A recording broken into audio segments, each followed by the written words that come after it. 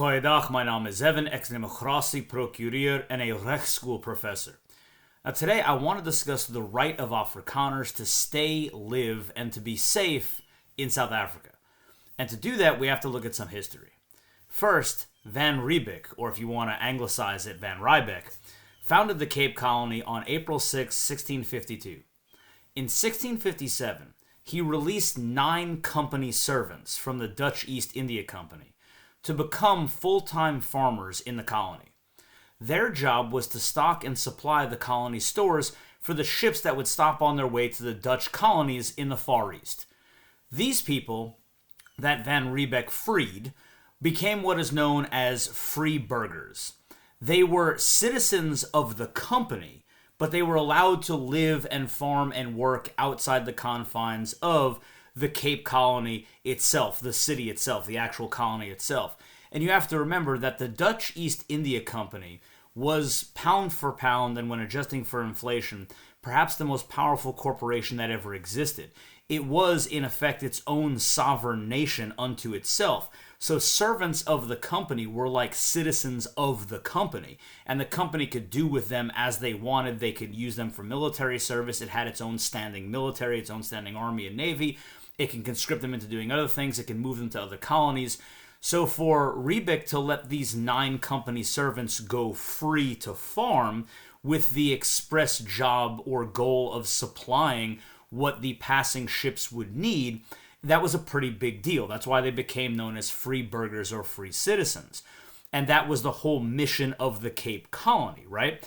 By 1662, when Van Riebeeck left the colony, there were only 150 Europeans at the Cape.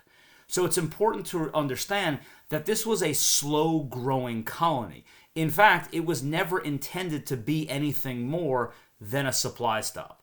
That's why he let those 9 individuals go free to farm, because they were supposed to make sure those supplies were available to passing ships. It was never meant to be an actual long-term, standing, developing European colony in South Africa. It was meant to be a supply stop.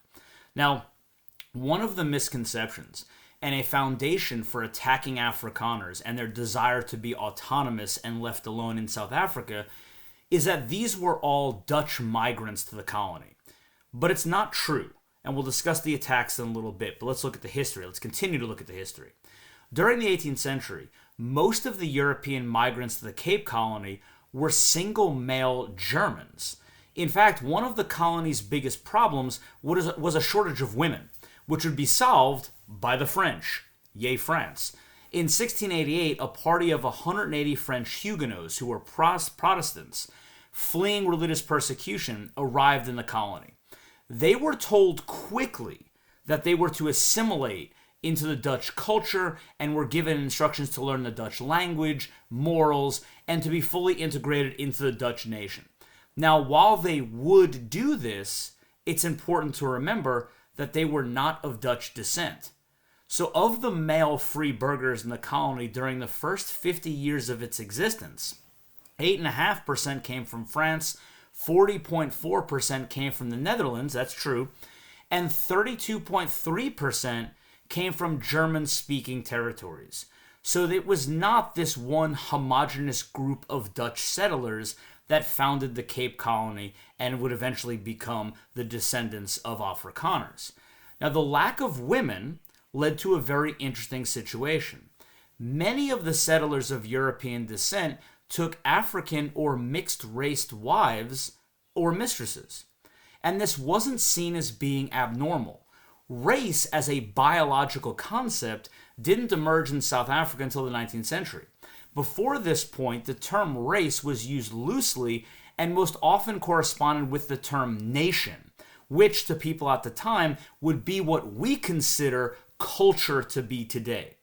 During the first 75 years of the colony's existence, people of mixed race were prominent as burghers, free citizens, and free blacks didn't suffer any racial discrimination at the onset.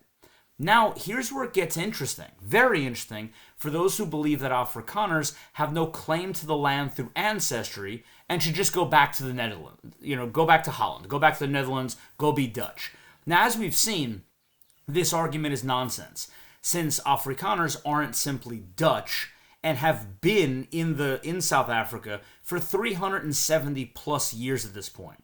They are as much a part of Africa as any other culture or group. To make this point even stronger, and to use the argument that many in Africa use against Afrikaners today, many genealogists have estimated that 7% of Afrikaner families have non-European relatives in their ancestral line from those marriages and from that mixing.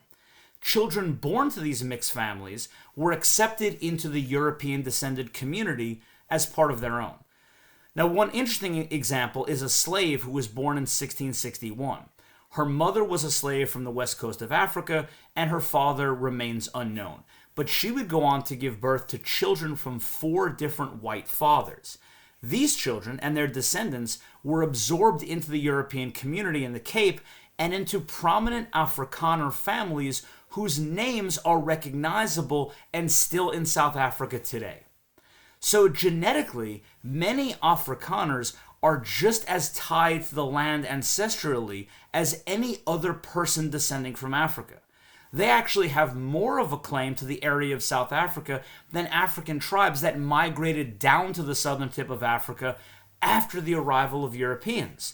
So if we want to make the argument that genetics equal rights of land ownership and occupation, then many Afrikaner families are genetically tied to that land and have just as much right as anyone else to live, to be, and to be safe and free on it.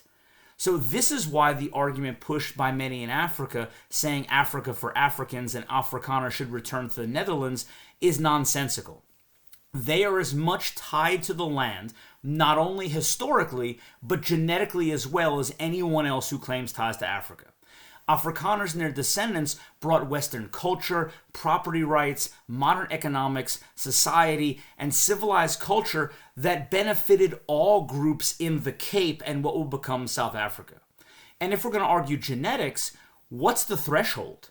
This is where I get a little baffled or confused on it. Here is my genetic background from 23andMe. And if you'll notice, I'm 98% European. But look at this right here. I want you to be clear. I want you to pick this out. I'm 0.8% from Liberia, which is interesting because the Liberian Constitution limits citizenship to only blacks and people of black descent. Well, that's me, right? That's 0.8% of me. So when do I get my passport from Liberia? We need to stop making this a racial issue. That's my point of bringing this up.